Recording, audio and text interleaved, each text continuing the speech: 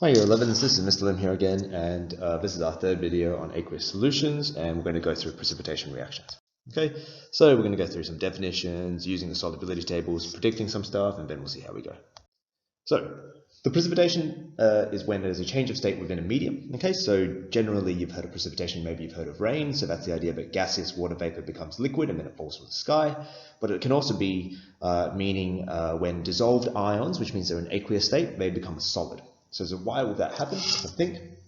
So let's start off with, okay, we have a beaker here or beaker here and a beaker here. Okay, in this one here, you've got two ions, the red and the green.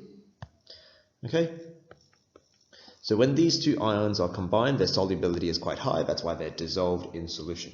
In the other one, we've got yellow ions and we've got blue ions. Okay, so again, at this temperature,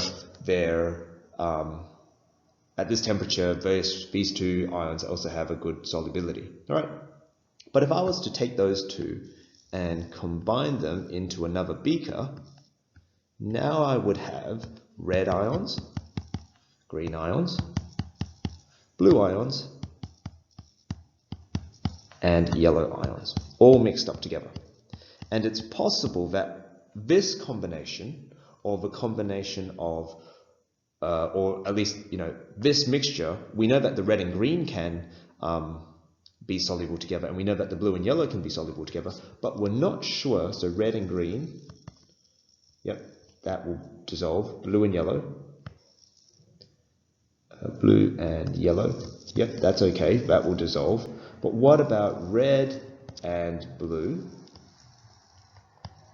And what about green and yellow?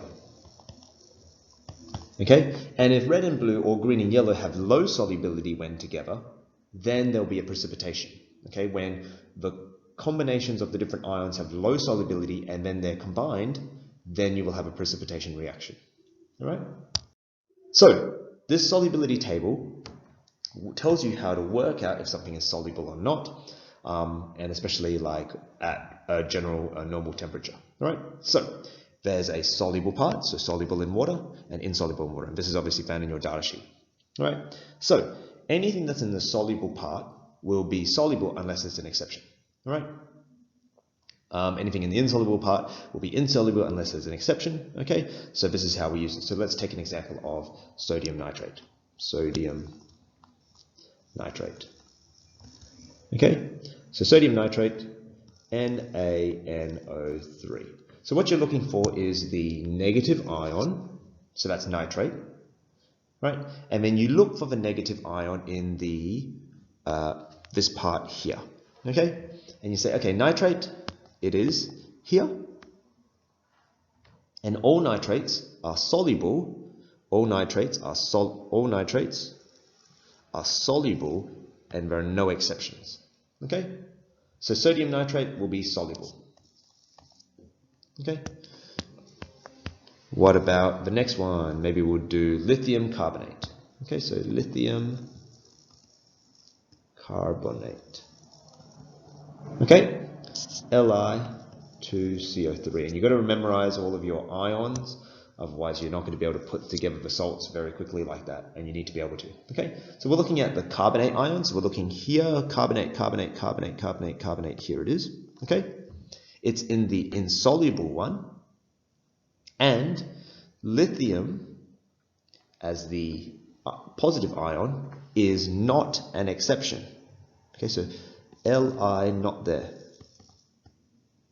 If it's not an exception, therefore, lithium carbonate is insoluble in water. Okay? Lithium carbonate insoluble. Right, let's have a look at another one. Lead 2 sulfate. So, lead 2 sulfate. Lead 2 sulfate is 2SO4, 2 minus, so PbSO4. That's what we're looking for. Okay, again, we're looking at the negative ion, sulfate. You look here, where is sulfates? Sulfates are here. All right, and then, so it's in the soluble table, except for lead, Pb, is in the exceptions. And so therefore, this one is insoluble. All right, let's have another look at another example. Potassium phosphate. Potassium phosphate. Okay, K3PO4. So we're looking at the negative ions. That's PO4, phosphate. We look down the side here and we say phosphate. Okay, here it is. Most phosphates are insoluble. And then we look for potassium as an exception. There it is. Right, so therefore, potassium phosphate, soluble. Okay, last one, silver chloride. Okay, silver chloride. Now hopefully you remember that silver always has a 1+ charge. So it's AgCl. Okay, let's have a look. Let's find what part of the ion we're looking for. We're looking for chloride. So chlorides, where are they? They're up here. They're chlorides. And then we look for exceptions, and here we go, silver chloride, that is an exception, so that is insoluble. Okay, so that's how to use the data sheet to work out whether something is soluble or insoluble. Right, you need to be able to tell that fairly quickly using the data sheet. So let's go find out what. Okay, so now here we've got barium nitrate. This is our green and red on our first solution, and sodium sulfate. Right, so we got the sodium and the sulfate. Okay, so those two solutions are in fact soluble, but you could check them. Barium nitrate, all nitrates are soluble, and sodium sulfate, most sulfates are soluble, and sodium is not in one of those exceptions. Okay, so you can check that those two are soluble, but we knew that. But now we're going to have to look at the combinations.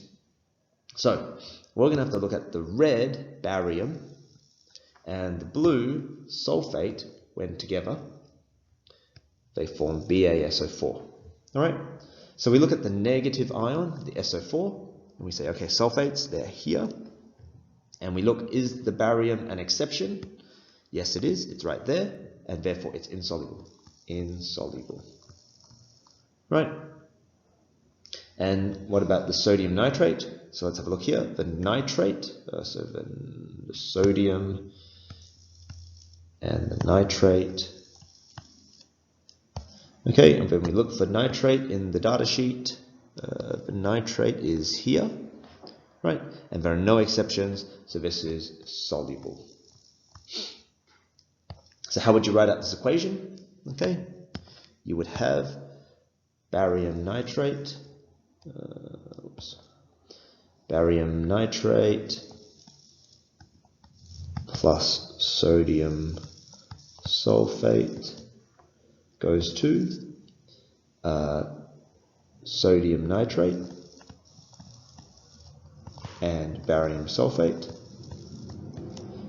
and you'd have to balance out that equation by putting a 2 here, but then you have to put in the states. Okay, so this one is AQ because it's aqueous, this one is AQ because it's aqueous, this one is AQ because it's soluble, and this one is solid because it is not soluble.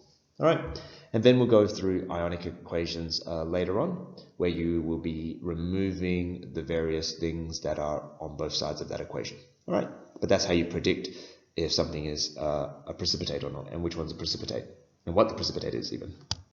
All right, silver nitrate and sodium chloride is another example. So here we have the silver, green, nitrate, the sodium, yellow, and the chloride, blue. Okay, so we have to put the different combinations in: silver, AgCl, and sodium, NaNO3. Okay, we've actually looked at AgCl already, and we should remember that it is insoluble because we look at the Cl and the chlorides are there, and silver chloride is insoluble. And since we've actually had a look at the nitrates before, we know that all nitrates are soluble with no exceptions, so this is soluble, right?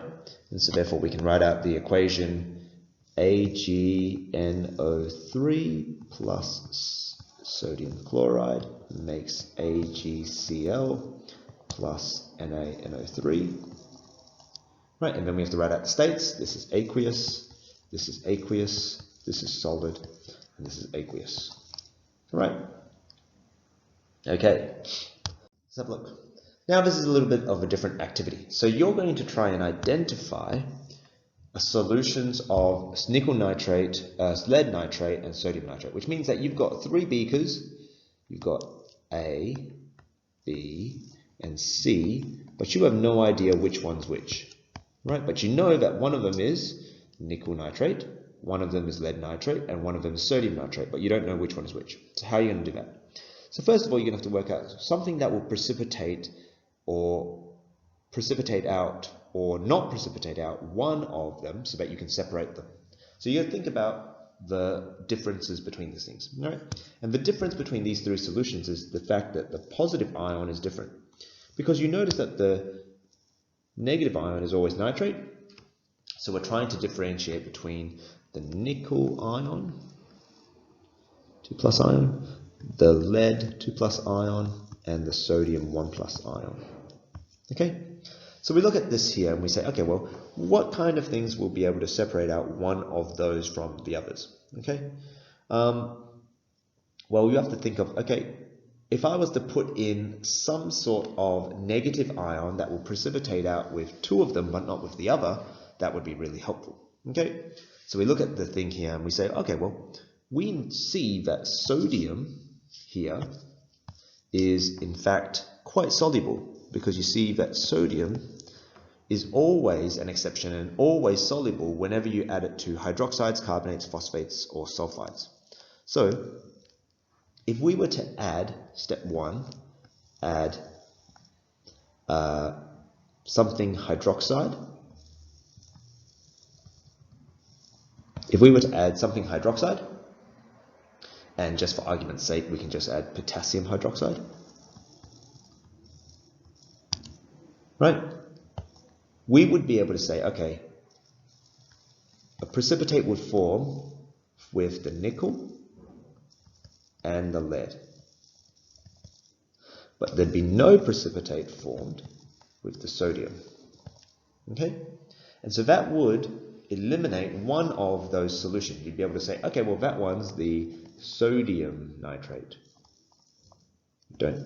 Now we know what that one is. Right? So that's step 1, add potassium hydroxide. But now we've got to identify, step 1, hydroxide.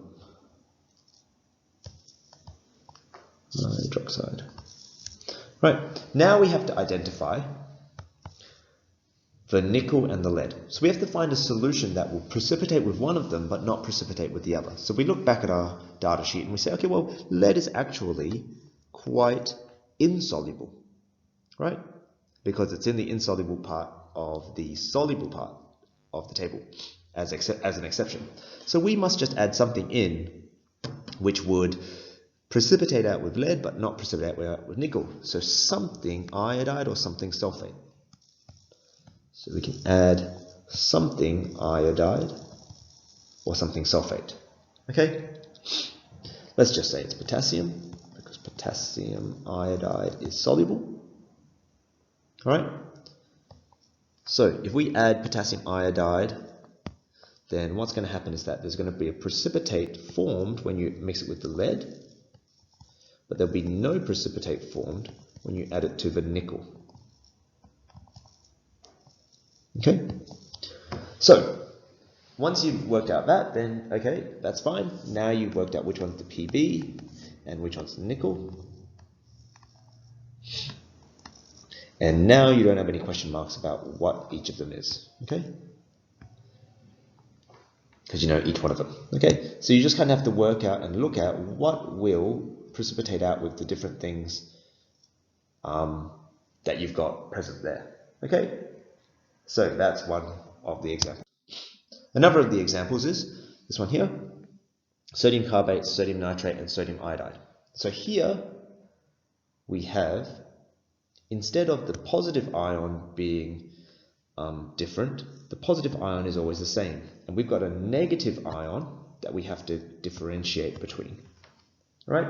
So we have to find something that will differentiate between the 3 negative ions. So first of all, we have a look at those and we say carbonate. Well, here's the carbonates, here's the iodides, and here is the nitrates.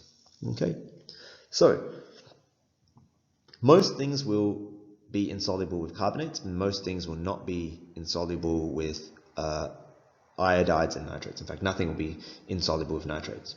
So if you put something that will be very insoluble, and if you remember back, we just talked about lead would be very insoluble. So let's say we added lead nitrate in, all right?